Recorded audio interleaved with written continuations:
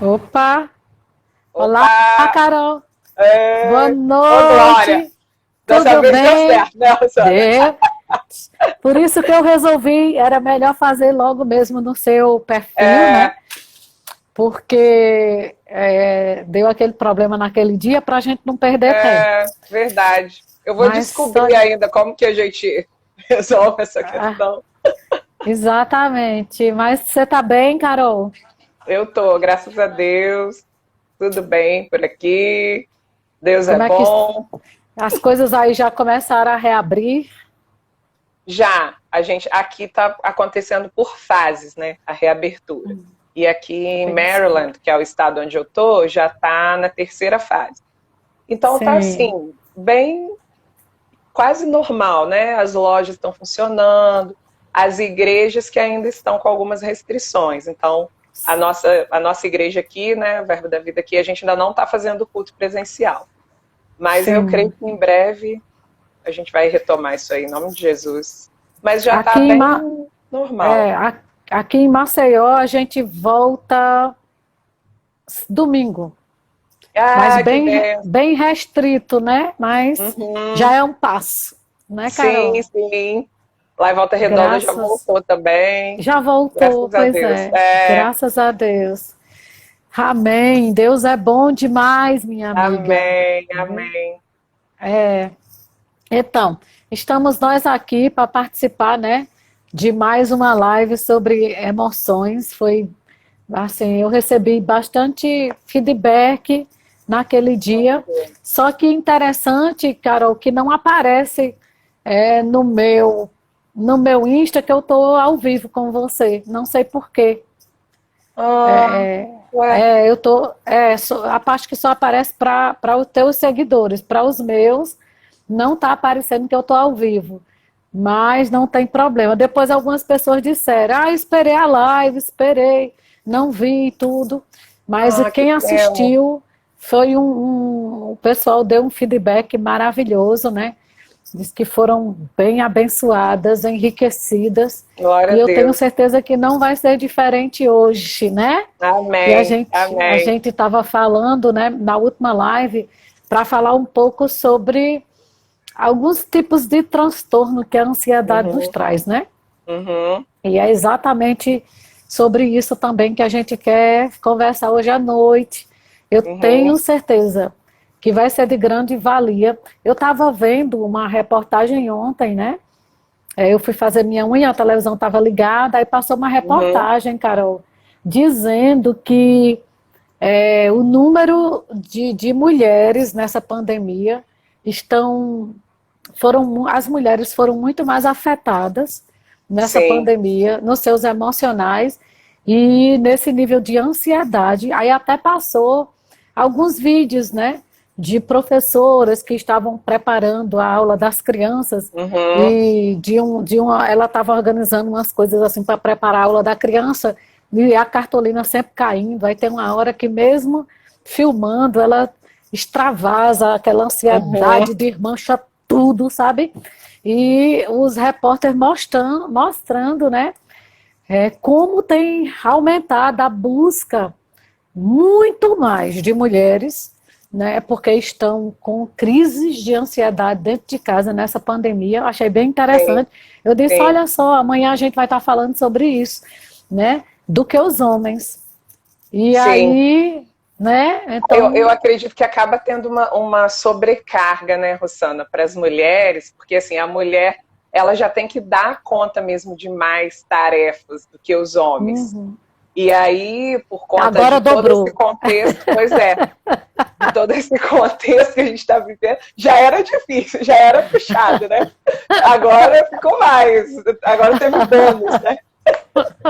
Então, assim, realmente eu tenho visto até na minha prática clínica, com as minhas pacientes, como que esse tempo de pandemia, de isolamento, né, tem contribuído para o aumento, especialmente de quadros de ansiedade.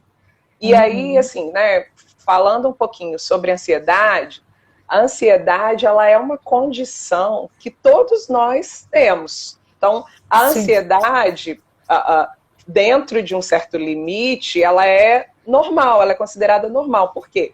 A ansiedade é para nos preparar para vivermos situações que são desconhecidas para nós. Então, ao longo do nosso desenvolvimento enquanto humanidade, nós fomos enfrentando muitas situações que eram novas. Então, o nosso corpo foi criando um sistema em que existe uma energia liberada, né? Então, geralmente, quais são os sintomas que estão associados? Um estado de alerta, né? A pessoa vai ficar mais ligada. O próprio corpo, às vezes, vai ter uma descarga de adrenalina e vai fazer com que você fique ligado. Então, isso não é anormal. A ansiedade, o quadro de ansiedade, né? Assim, o transtorno de ansiedade, não. Isso aí a gente está falando de uma doença, de uma limitação. Mas a ansiedade que a gente vai... A própria expectativa, quando a gente vai viver um evento, né? Vai para a conferência de mulheres com a Rossana Lira. Aí você cria uma expectativa. Você já fica desejando, pensando, a roupa que você vai usar, a maquiagem, as amigas que você vai encontrar, o que Deus vai falar com você naquele tempo. Então, isso é uma expectativa.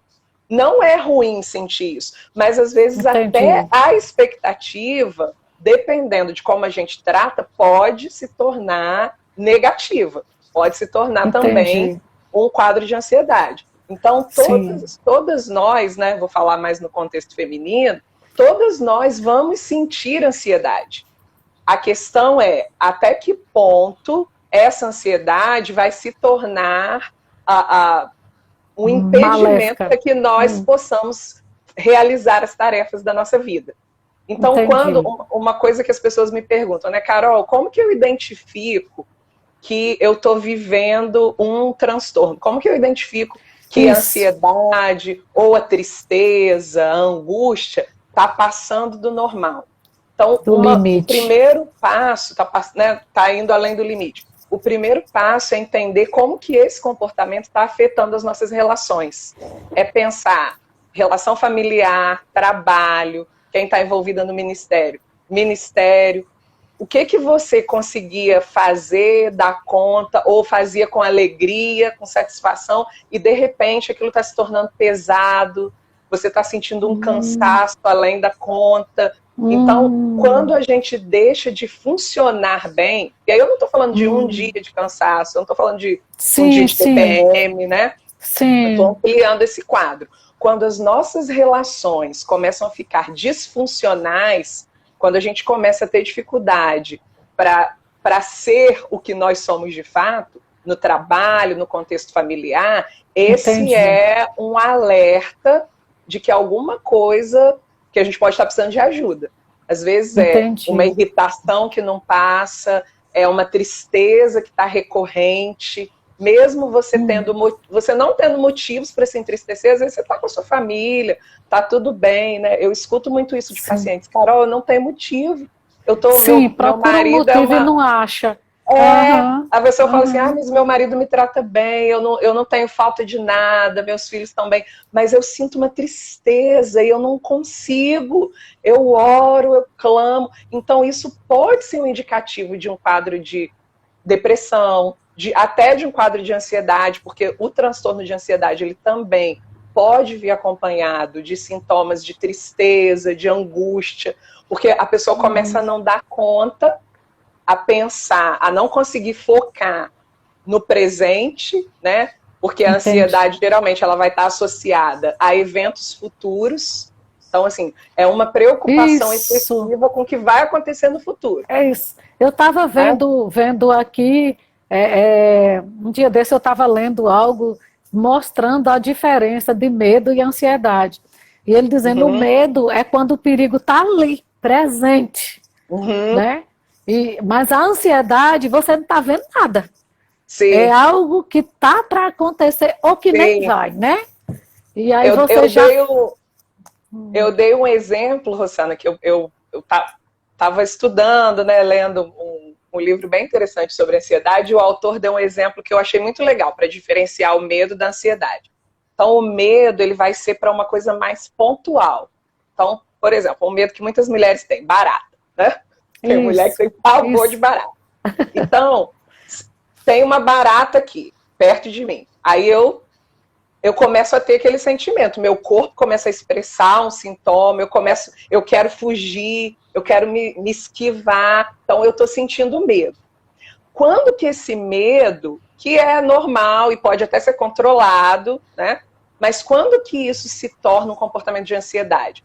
Quando eu sei, por exemplo, que eu fui convidada para jantar na casa de alguém, e na casa daquela pessoa, por ser uma casa antiga, pode ser que tenha barata. Entendi.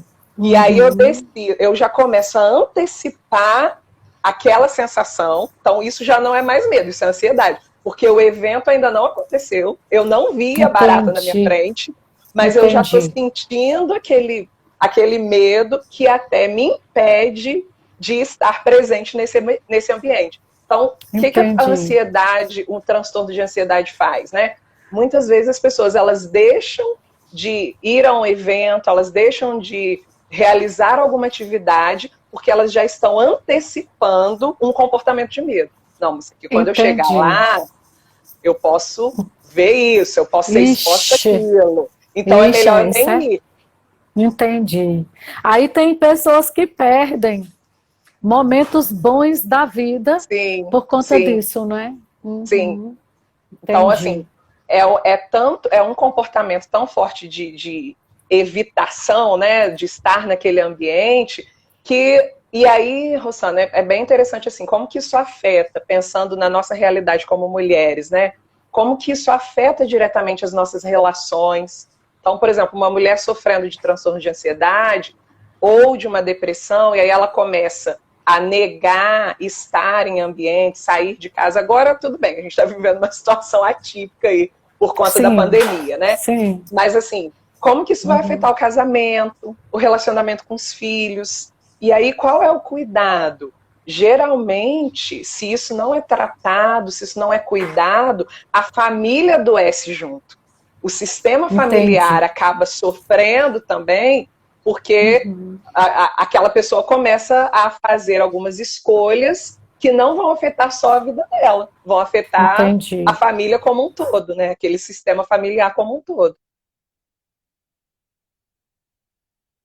Oi, tá tudo certo aí, Rosana? Que deu uma travadinha aqui para familiar, né? A minha vida de convívio com as pessoas, isso é muito sério e precisa mesmo de uma ajuda profissional, não é isso, Carol?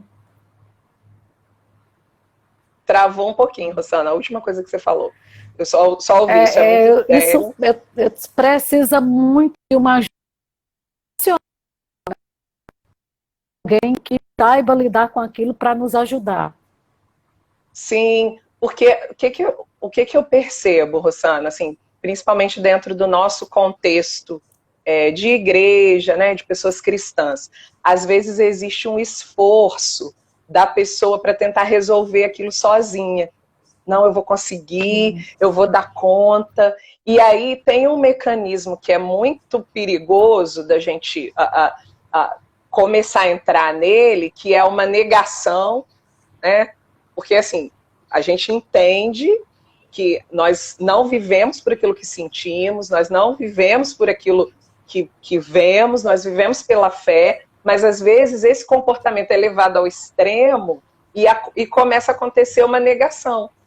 E aí, quando há uma negação, é difícil ajudar uma pessoa que está negando o próprio problema.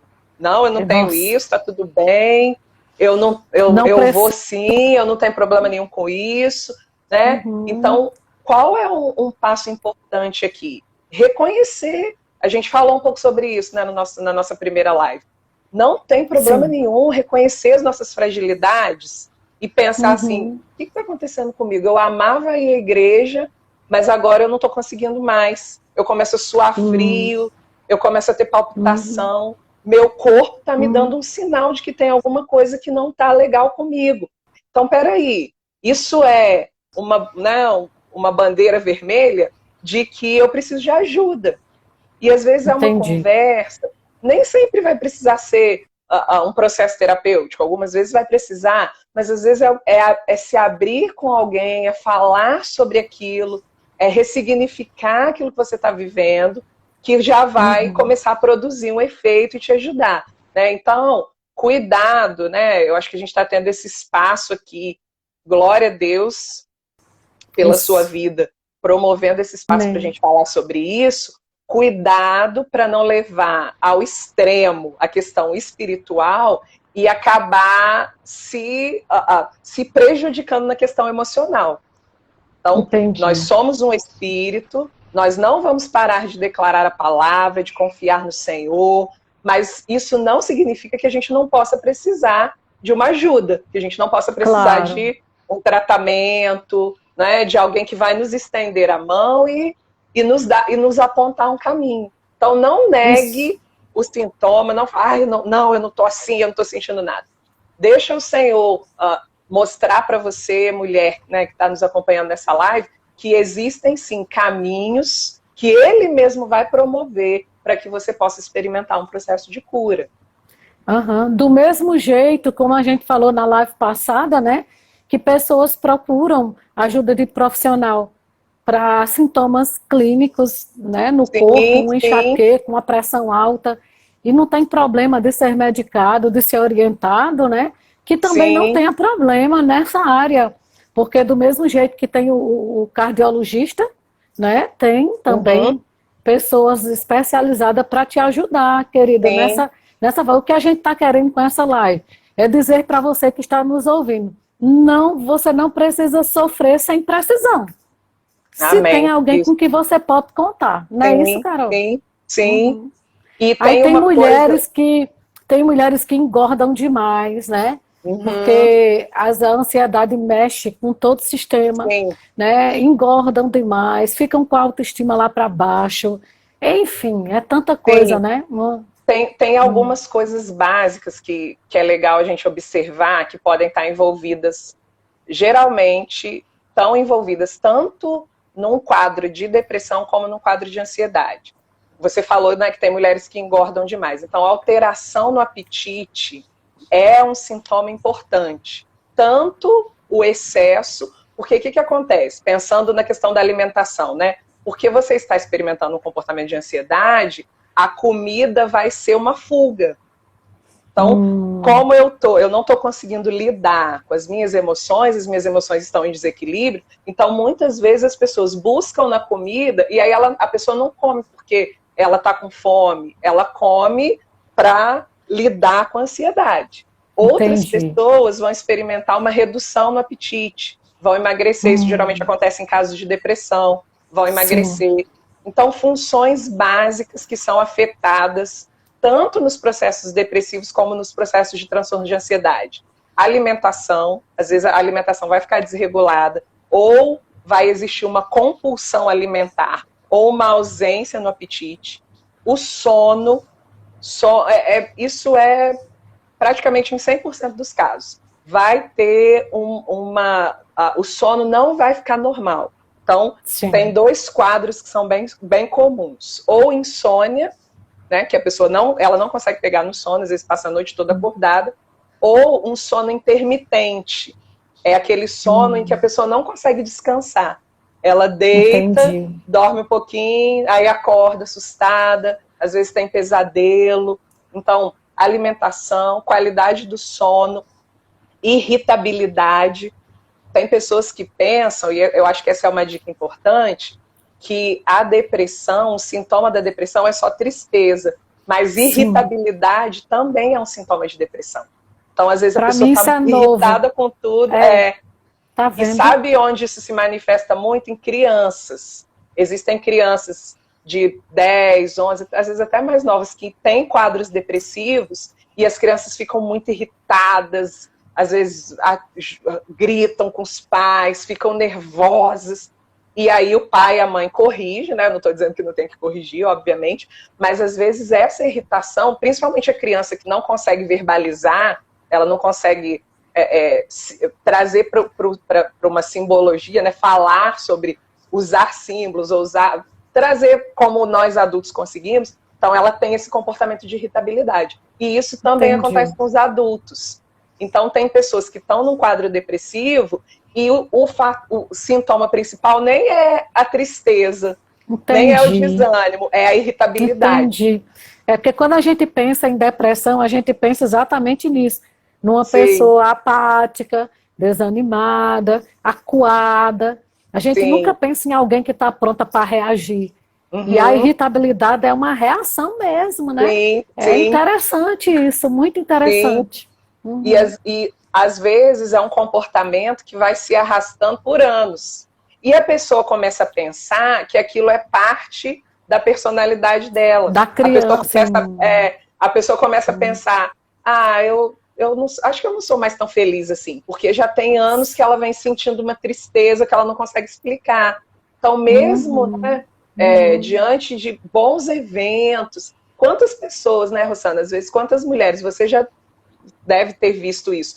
Às vezes participam de uma conferência, recebem, vão participar de uma imposição de mãos, estão recebendo da unção, Sim, mas passou a conferência, passou 2 dias, ela já começa a se sentir volta ao mal, estado. volta àquele Uhum, estado. Então, uhum. a gente precisa ficar atento para isso, porque quanto mais cedo você buscar ajuda, né, você que está assistindo a gente, mais rápido vai ser o seu processo de cura.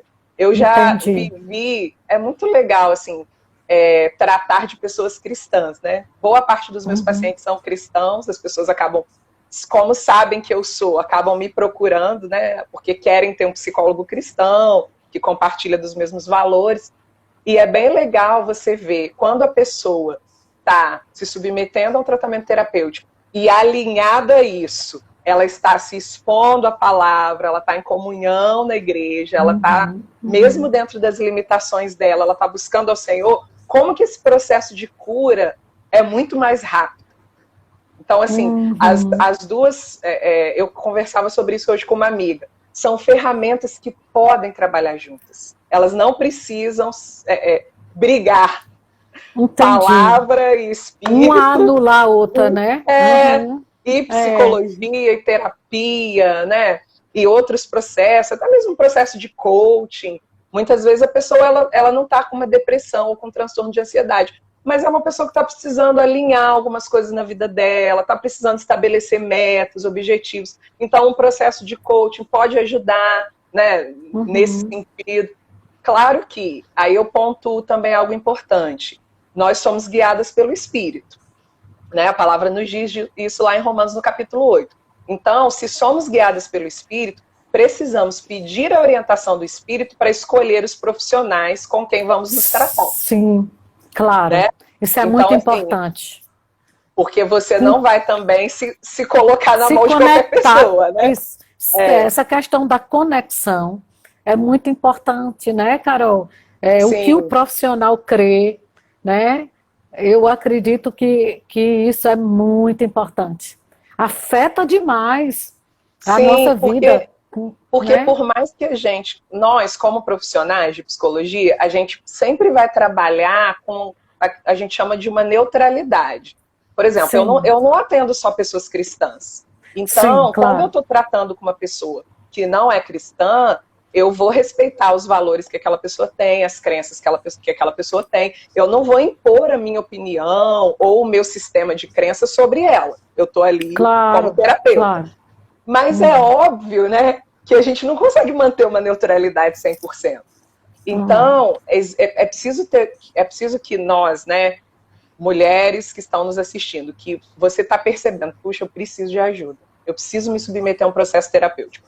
Ore, peça ao Senhor, né, busque referências, às vezes dentro da sua igreja tem um profissional que vai poder te ajudar, ou tem alguém que você conhece, ou que algum amigo seu conhece, e você vai poder ser ajudada por uma pessoa também que minimamente assim, né, compartilha dos mesmos princípios e dos mesmos valores Sim, que você sim. compartilha. Porque senão, às vezes, as coisas Uhum. ficam meio truncadas, né?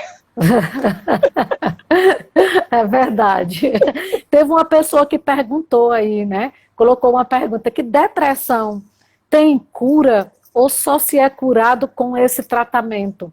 Mas eu acredito que você até já respondeu, que você diz, quanto mais rápido você procura ajuda, mais rápido você tem a resposta, né? Assim?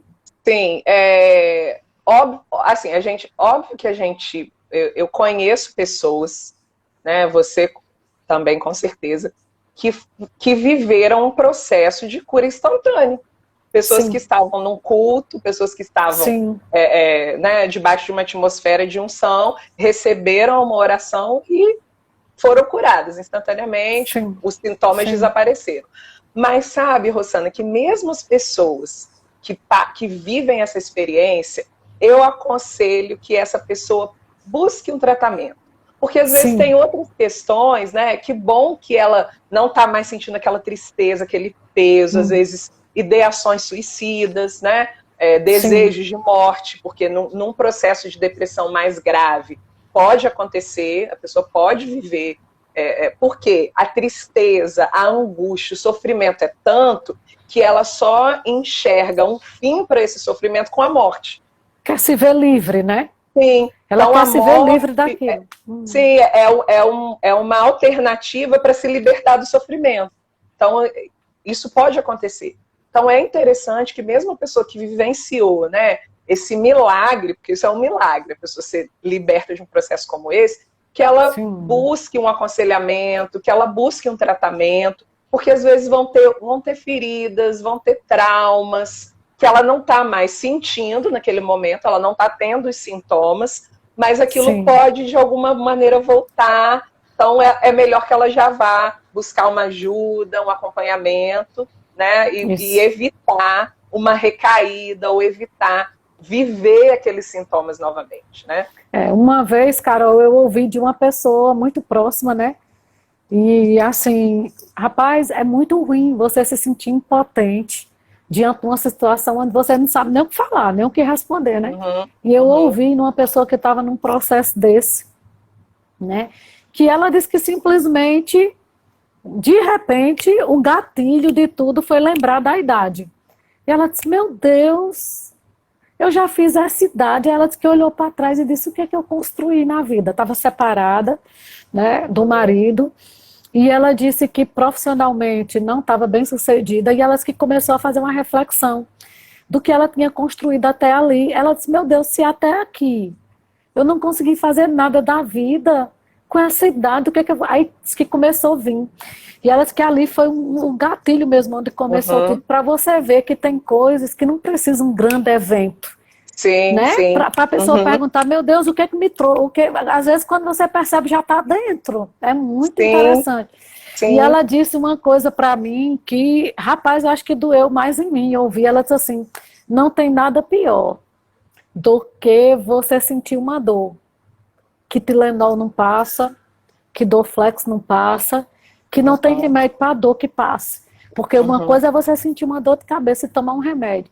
Outra uhum. coisa é você estar com uma dor na alma e não ter nada que possa passar. Sim, Tudo que sim, a gente quer, ela disse assim para mim, tudo que a gente quer é se ver livre daquela dor. sim. Entende? Então, naquele momento, eu me dei conta da seriedade da coisa, sabe? Uhum, É uhum. muito sério isso, né? Sim. E o que que acontece, Rosana?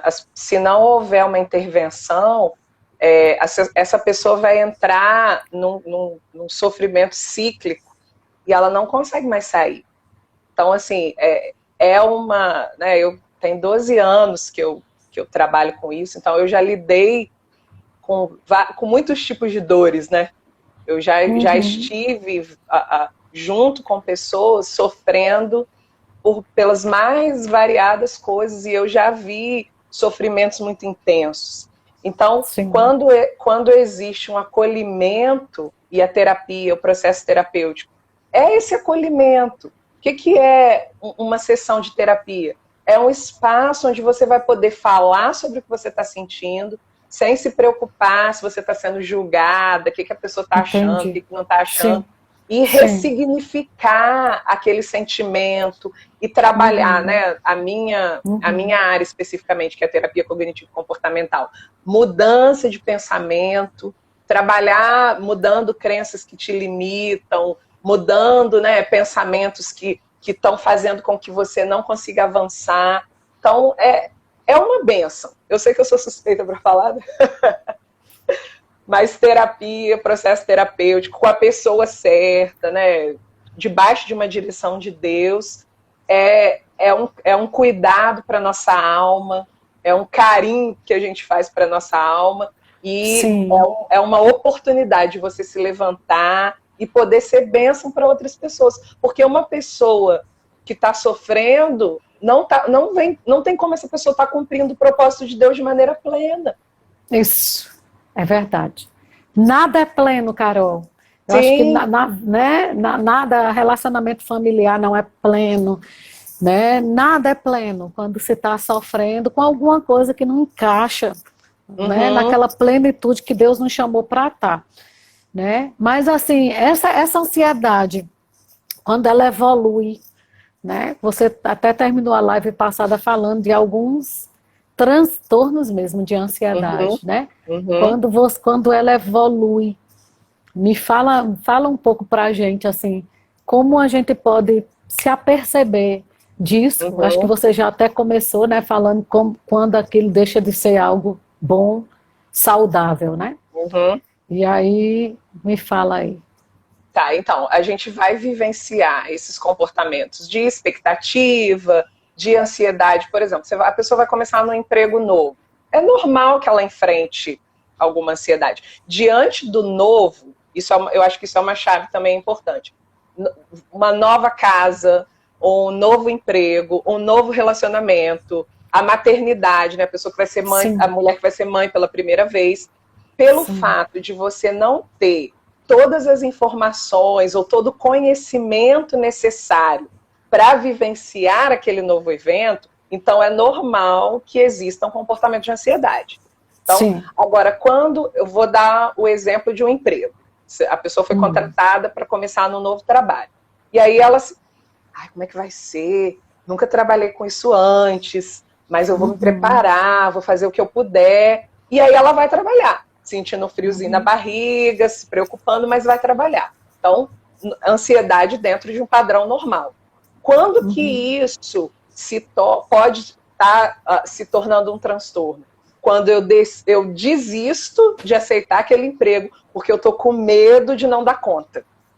Não, eu até poderia trabalhar lá, o meu currículo foi aprovado, mas eu acho que eu não vou conseguir, é melhor eu não ir. Então, isso é uma sinalização. Por quê? Aí, uma coisa que eu ensino, né, para os meus pacientes, a gente tem algumas distorções cognitivas, que são pensamentos errados, que nos atrapalham de fazermos atividades, de nos envolvermos, de vivermos a nossa vida de maneira plena.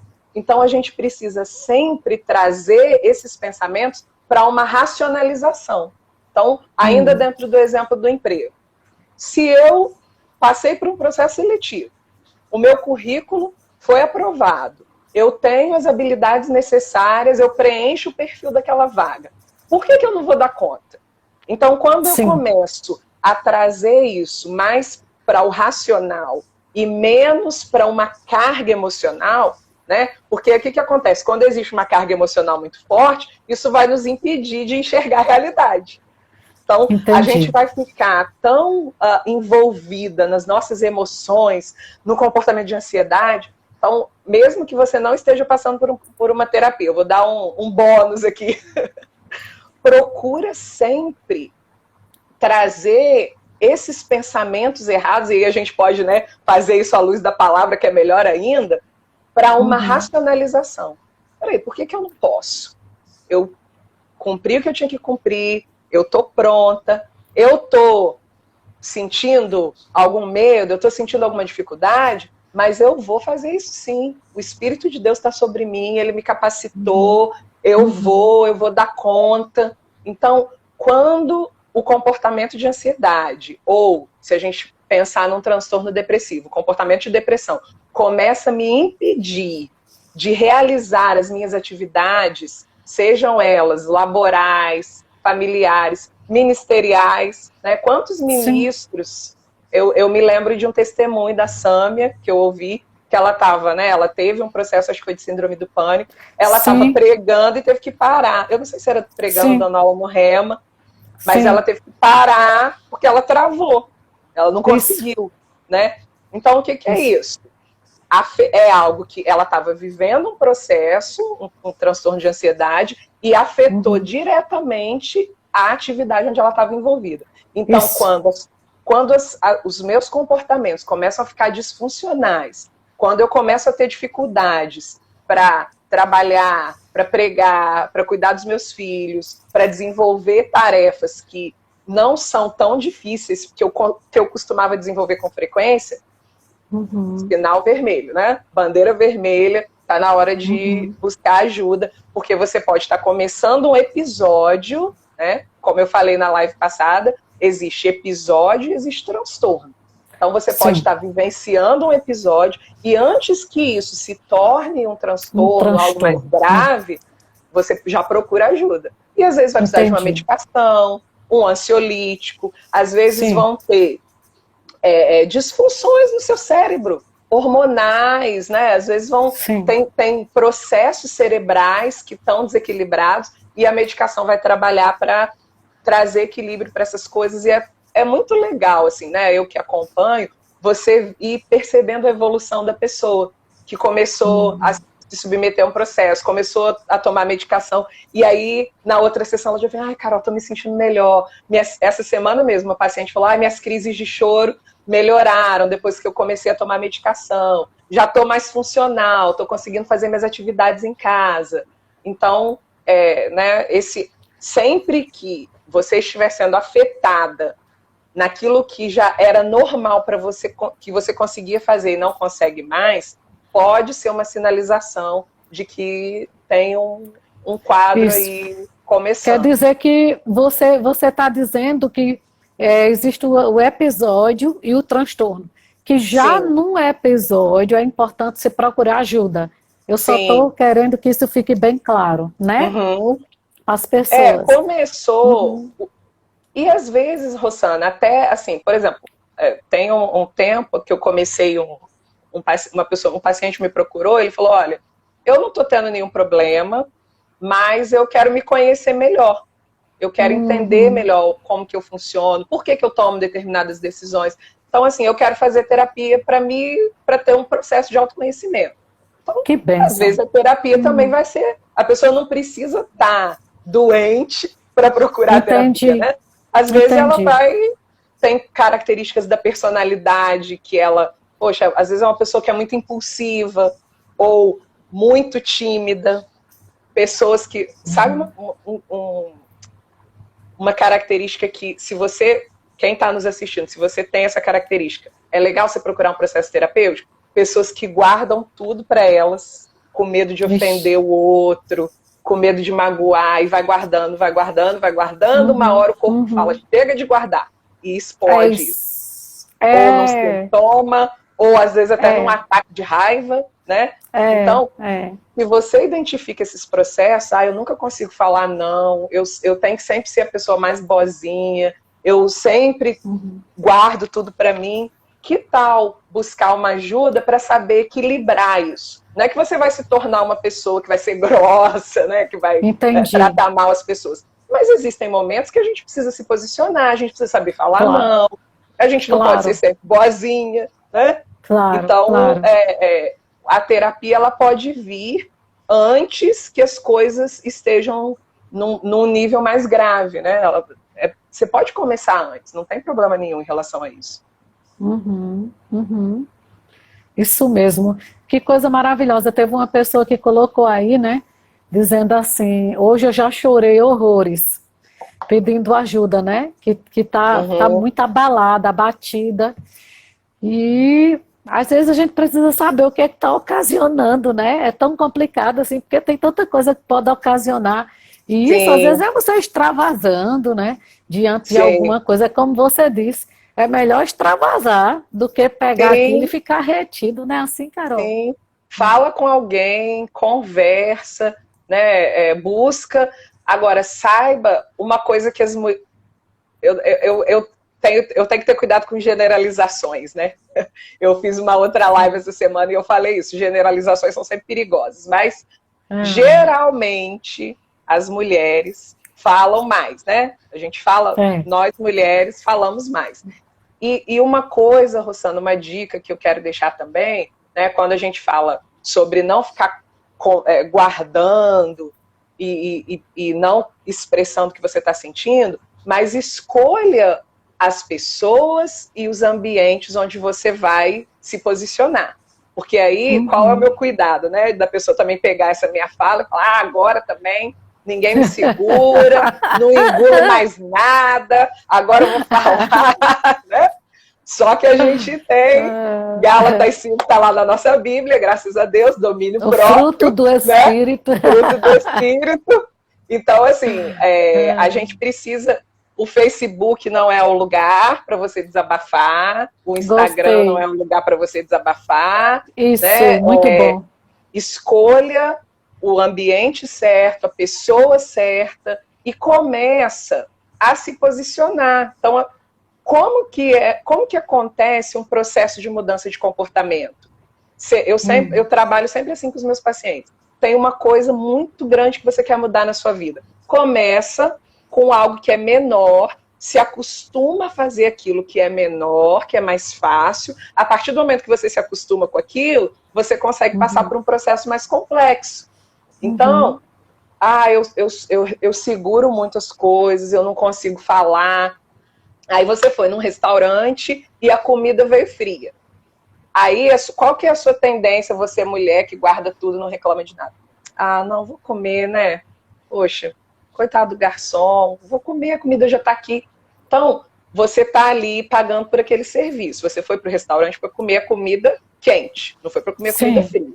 Então, começa, que tal dar esse passo para começar a exercer essa mudança de comportamento? Você vai fazer isso de uma maneira educada. Aí vou dar outro bônus aqui. Tem uma técnica que a gente chama de técnica sanduíche. Como é que funciona isso? Quando a gente tem que lidar com confronto. Como é que é o sanduíche, né? O pão, o recheio e a outra banda de pão. Então, quando a gente vai confrontar alguém, ou quando a gente precisa corrigir, a gente sempre começa, aí é a primeira parte do pão, trazendo alguma característica positiva daquela pessoa. Então, você está num restaurante, a comida chegou fria, você percebeu, é a minha oportunidade de aprender a expressar o que eu sinto. Então, você vai chamar o garçom. Oi, tudo bem? Boa noite. Eu quero te agradecer. Você está sendo tão simpático, está servindo a gente tão bem. Eu gosto muito desse restaurante. É a primeira banda do pão. Porque quando você faz isso, a pessoa que você está confrontando, ela vai receber melhor essa correção do que se você simplesmente chegar e falar: essa comida está horrível. Então, não é ser hipócrita, não é inventar uma qualidade. Né? Chama o gerente. Não é você inventar qualidades para aquela pessoa. Mas toda situação, pessoa, ambiente, tem alguma coisa boa. Então, você vai pensar ali o que tá bom. Então, eu gostei do atendimento, eu gosto desse restaurante. Aí a gente vai para o recheio. O que é o recheio? É o confronto. Mas olha só, eu percebi essa comida, esse prato que a gente pediu, veio frio. E eu não quero comer esse prato. Você pode, por favor, pedir para trocar para mim, ou aquecer. E aí, como que a gente fecha com a outra banda do pão? Então, eu já te agradeço, eu sei que você vai, né, conseguir atender a gente, eu já quero te agradecer pela sua boa vontade. Então, quando eu trago um elemento positivo para o confronto, eu consigo fazer isso de uma forma mais leve, tanto para quem está confrontando, quanto para a pessoa que está recebendo, né? Isso. E aí a gente vai para a Bíblia, o que a Bíblia fala? Corrigir em amor, né? Isso. Então, assim... E aí me veio uma situação agora, que você disse assim, nem guarde tudo e saiba como confrontar.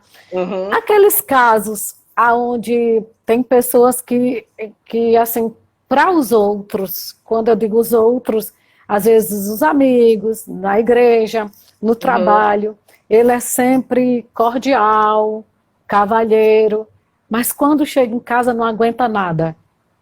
Descarrega nas pessoas que estão mais próximas e às vezes de uma forma muito, como é que eu posso dizer, dolorosa para quem está convivendo. Eu não sei se você já viu isso, né?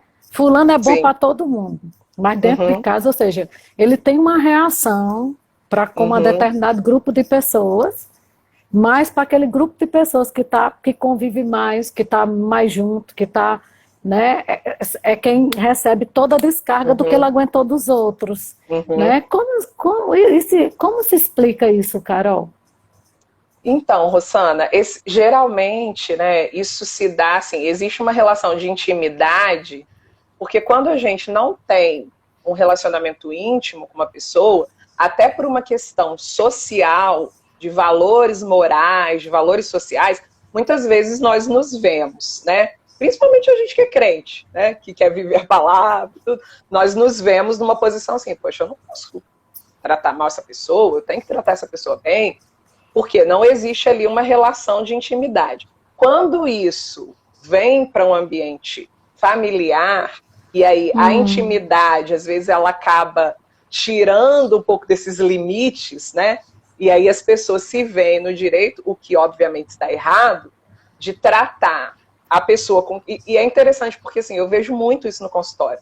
Ah, é bom com todo mundo, trata todo mundo bem, mas quando chega em casa, comigo não tem paciência. Ah, e a pessoa com quem eu tenho mais dificuldade é com o meu marido. Eu me dou bem com todo mundo, mas com meu filho eu sempre tenho uma crise. Porque existe uma convivência mais intensa, existe intimidade. Então, o que é necessário, né? Claro que, assim, mais uma vez generalizando, podem existir aí inúmeros processos que estão levando uma pessoa a se comportar dessa forma. Mas, às vezes, é necessário que outras pessoas do convívio familiar estabeleçam também limites e verbalizem as suas insatisfações. Entendi. Porque, às vezes, a gente escuta coisas conversando com mulher, né? De comportamentos de maridos, que a gente que lida muito com mulheres, né? Que é meu caso... Que você olha para a pessoa e você diz, fulano é acima de qualquer suspeita. Nunca que eu poderia imaginar que ele reage desse jeito, né? Assim, por isso que eu perguntei. Sim. Agora, a minha avó, que já está na glória com o Senhor, ela costumava dizer o seguinte, as pessoas vão com a gente até onde a gente deixa. Né? E aí isso faz sentido também... Né, dentro dos processos da psicologia. Nós precisamos aprender a estabelecer os nossos limites. Concordo. Então, assim, fulano me magoou, o Beltrano me entristeceu. Por quê? Por que o fulano me magoou, o Beltrano me entristeceu? Porque eu entreguei na mão de outra pessoa o controle sobre o que eu sinto. Então, se o seu marido, né, você que está assistindo, ou o seu filho, é legal com todo mundo, mas quando chega em casa, me trata mal, é ríspido comigo, não me trata como um marido crente deveria me tratar, ou até mesmo um marido que não é crente, mas é seu marido, tem que te tratar bem. Você está verbalizando isso? Você está falando sobre as suas insatisfações? Ou já chegou a um ponto que você está achando que é normal viver a vida dessa forma e ser maltratado? Querida, não é normal ser maltratada. Mesmo que o seu marido não seja crente ainda, né? Então, em nome de Jesus, debaixo da inspiração do Espírito Santo, eu declaro aí para as mulheres que estão nos assistindo, que os maridos ainda não são crentes, salvação chegando e se manifestando nos seus lares, em nome de Jesus. Eu creio. Mas mesmo que o seu marido não seja crente, ele tem que te tratar bem. Ele tem que saber o que te entristece. Ele tem que saber que quando ele fala com você, a comida tá fria, você quer, não passou minha roupa direito, ou qualquer outra coisa, opa. Sua burra, né? Né? Ou coisas piores, né? Sua burra, sua ignorante, você não sabe fazer nada. Então, assim, até que ponto, você é uma mulher de Deus, você é preciosa, você tem valor, você não pode se deixar ser tratada dessa forma. Então, estabeleça limites. Olha, eu não... E aí, o que eu faço? Eu vou falar algo também que eu sempre falo para os meus pacientes. Momento de raiva não é momento de resolver nada. Concordo. Porque aí você fala debaixo daquela emoção, da raiva, e mesmo que você fale as coisas certas, as palavras vão se perder, porque elas estão carregadas de raiva. Então, espera a raiva passar, pede sabedoria a Deus, passou aquele momento de raiva, Ô fulano, vem cá. Lembra aquele dia que a gente estava e você falou assim comigo? Ah, tá, lembro. Então, eu não gostei. Eu não quero ser tratada dessa forma. Eu preciso que você mude o jeito de me tratar. Eu sou sua esposa. Eu não mereço ser tratada assim. E talvez algumas que estejam nos ouvindo, é o que eu ia falar agora, já apareceu aqui no comentário. E quando falamos e mesmo assim continua fazendo. Preciso de ajuda. Quando você fala, quando você verbaliza, quando você se coloca, mostra para a pessoa que você ama, que a maneira como ela está se comportando não é a maneira certa, e mesmo assim não há uma mudança de comportamento, tem alguma coisa errada nesse relacionamento. E aí talvez seja necessário um aconselhamento do seu pastor, uma intervenção terapêutica, porque o que acontece, Rosana, eu pensando principalmente nos homens, né? Às vezes eles estão só repetindo o comportamento que eles viram dos pais. O pai tratava a mãe com ignorância, o avô tratava a avó com ignorância, então ele não tem um bom modelo. Os nossos pais são o nosso modelo. Então a pessoa está agindo daquela forma porque simplesmente ela não teve um bom modelo de comportamento. Então o que você como esposa pode fazer? Peraí, então o meu marido está precisando de um modelo de comportamento. Esse modelo pode ser o pastor, esse modelo pode ser um terapeuta que vai ajudar ele, que vai estabelecer certos limites. Então, assim, a sua parte como mulher, seja numa relação com o filho, com o marido, no trabalho, né, no ministério, em diversas áreas, é verbalizar quando você percebe que você não está sendo tratada com honra, com respeito, com dignidade. Porque, assim, um dia a pessoa esquentar, perder a linha, e aí depois o marido pede despoxa, poxa, amor, acontece, me desculpa. Não, isso acontece em todo caso. Também seu marido não vai ficar te carregando no colo 24 horas. Acontece mesmo. Discussão, desavença, isso é normal, não é disso que eu tô falando. Eu tô falando de um comportamento constante de maus tratos. Que pode ser uma relação abusiva. Isso. Relação abusiva não é só uma relação que o marido agride fisicamente a mulher. Agressão verbal, agressão psicológica, você não dá conta, você é burra, você nunca sabe fazer nada. Então, assim, se isso é algo que está acontecendo no seu relacionamento, você está precisando de ajuda, o seu marido está precisando de ajuda. Ah, Carol, mas eu estou orando, eu estou declarando a palavra. Glória a Deus. Esse é o principal, continua fazendo isso. Mas, às vezes, ele vai precisar ser exposto ao ensinamento de como um homem tem que tratar uma mulher. Talvez ele não tenha aprendido isso durante a vida dele. E aí, peça ao Senhor, então, sabedoria para que alguém, seja um pastor, seja um terapeuta, seja um amigo, às vezes vai ser um amigo, possa se tornar para esse marido, para esse filho, uma referência de como um marido tem que tratar uma mulher, de como um filho tem que tratar a mãe. Né? E fica já aqui uma dica para as mulheres ensinarem os seus filhos também, né? Seus meninos, a tratarem bem as suas esposas, desde pequeno. Exatamente. Né? É isso. E aí, Carol, e aquelas pessoas que têm aquele comportamento que vira a chave do nada, né? Tá bem, daqui a pouco vira a cabeça e já fica agressivo, já fica irritado. Que tem gente que é complicado de se conviver, né? Porque você nunca sabe como é que ele vai estar daqui a um segundo, daqui a um minuto, né? Sim. É terrível esse tipo de comportamento, né? Sim. Tem pessoas, né, que têm alterações de humor, que a gente chama, né? Sim. Então, muito... Assim, tem um transtorno, que a Lu até escreveu aqui, bipolar. Deixa eu explicar uma coisa, gente. Transtorno bipolar não é uma alteração de humor que acontece no mesmo dia. Ah, acordei alegre e de tarde fiquei triste, eu sou bipolar. Não. Transtorno bipolar, ele é um transtorno que vai ter um ciclo de depressão que dura de semanas a meses e depois entra num ciclo de euforia, que é um comportamento exagerado de alegria, ou aquela pessoa que sai comprando tudo. Então, esse é o transtorno bipolar. Agora, tem as pessoas que vão ter mudanças de humor. Por quê? Ou, às vezes, essa mudança de humor é resultado de um transtorno depressivo, fica irritada e daqui a pouco já está triste. Às vezes é sintoma de um transtorno de ansiedade ou uma falta de limite. pessoas sim. que ao longo da sua vida foram muito mimadas, não tiveram Hum, limite, não ouviram não. Mães, falem não para os hum, seus filhos. Isso vai isso, salvar a vida deles.